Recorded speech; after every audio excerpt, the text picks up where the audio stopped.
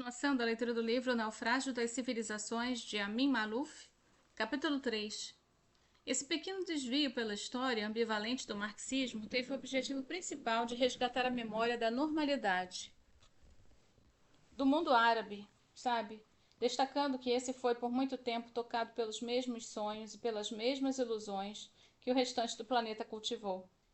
Eu tinha que insistir nesse ponto, já que a ideia dominante em nossos dias é justamente a de uma estranheza visceral daquele mundo, visto como portador de diferenças irredutíveis desde a noite dos tempos.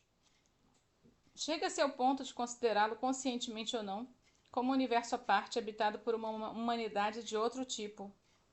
Tal atitude é amplamente partilhada por todos aqueles, cada vez mais numerosos, que demonstram desconfiança ou hostilidade em relação ao mundo árabe muçulmano e às populações dali oriundas, pelos islamistas mais militares, cujas palavras e cujos atos visam a legitimar essa percepção, e também por grande leque de pessoas que, de todas as origens e de todas as crenças, que se chocam com certas condutas e constatam as diferenças entre estas e seu próprio comportamento, então daí extraem da maior boa-fé as conclusões que lhes parecem mais evidentes. Se tais atitudes inquietam, é porque a crença em diferenças irredutíveis nos lança, sem que desejemos, numa via perigosa e perversa, que nos leva a abolir a noção de universalidade e mesmo a de humanidade.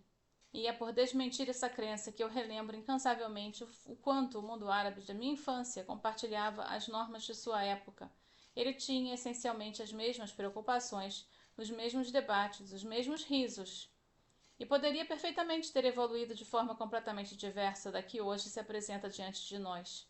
Os que têm, como eu, o hábito de passear pela internet podem encontrar uma espantosa sequência filmada no Egito em meados dos anos 60. Ela é falada em árabe, mas os internautas deram-se o trabalho de legendá-la em outras línguas, especialmente em francês e inglês. Nas imagens vemos Nasser num anfiteatro ou numa sala de congresso explicando ao público numeroso suas queixas contra a Irmandade Muçulmana. O interesse do documentário está tanto no discurso do raiz do Egito quanto nas reações do auditório. Do raiz.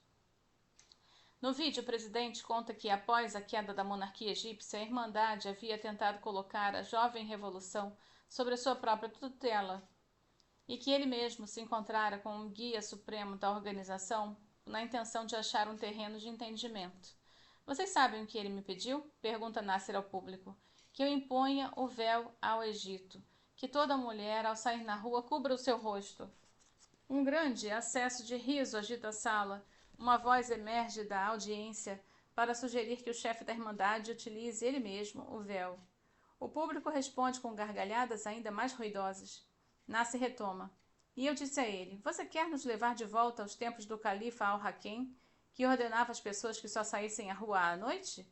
E que se trancassem em casa durante o dia? Mas o guia da Irmandade insistiu. Você é o presidente e deveria obrigar todas as mulheres a se cobrir.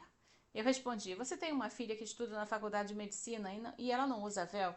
Se você não consegue fazer que uma só mulher, sua filha, use o véu, quer que eu desça às ruas para impor o véu a 10 milhões de egípcias? O Reis diverte-se tanto com seu próprio relato que tem dificuldade de recomeçar o discurso. Ele bebe um gole de água e, quando enfim consegue cessar seu riso desatado, começa a enumerar as demandas formuladas. Segundo ele, pelo dirigente islamista, as mulheres não deveriam mais trabalhar, os cinemas e teatros deveriam fechar. Em outros termos, é preciso que a obscuridade reine sobre o mundo, conclui, novamente em risos. Os árabes que veem essas imagens meio século depois não têm nenhuma vontade de rir.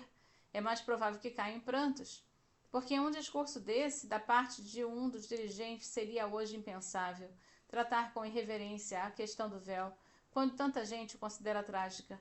Eu apostaria, aliás, que as mulheres que estivessem presentes naquela sala, se estão ainda neste mundo, e também as suas filhas e netas dos homens daquela plateia, hoje estejam sensatamente cobertas, às vezes por vontade própria, às vezes porque a pressão social não lhes deixa qualquer escolha.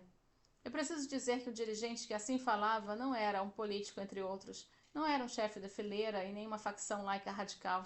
que era de longe o dirigente mais popular do mundo árabe e do mundo muçulmano como um todo. Suas fotos estavam em todos os lugares, em Beirute, no Cairo, mas também em Argel e no Arcot, em Bagdá, e até mesmo em Karachi, em Kuala Lumpur.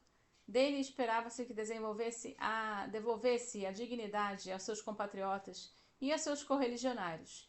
Depois ele se foi, ninguém mais conseguiu ocupar seu lugar nos corações.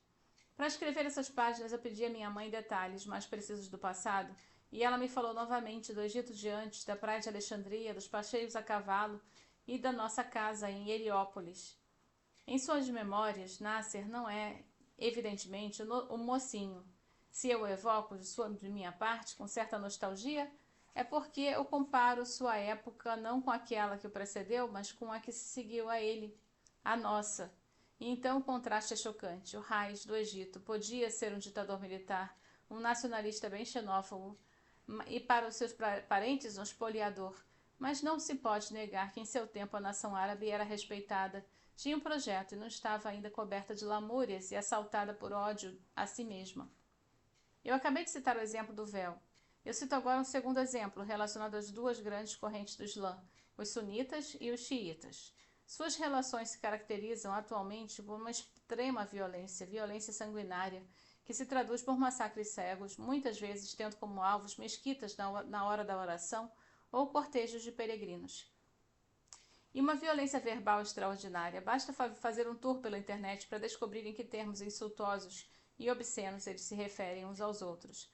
Uma violência que o mundo todo descreve como secular. Ora, Nasser, que era ele próprio um sunita, como quase todos os muçulmanos do Egito, era casado com a filha de um comerciante iraniano estabelecido em Alexandria.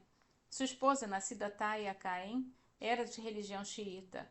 Mas à época ninguém se preocupava com isso, nem os admiradores do grande líder, nem seus detratores. A velha querela entre as duas principais correntes do Islã parecia pertencer ao passado.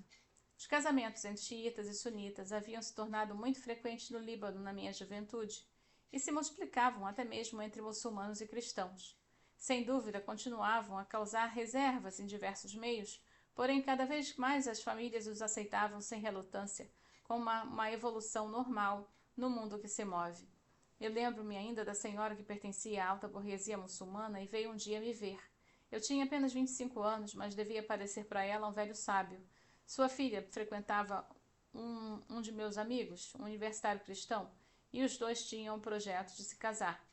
Minha abordagem é incomum, ela falou, mas eu gostaria apenas que você me dissesse, em segredo, se esse jovem lhe parece sério e se você acredita que fará minha filha feliz.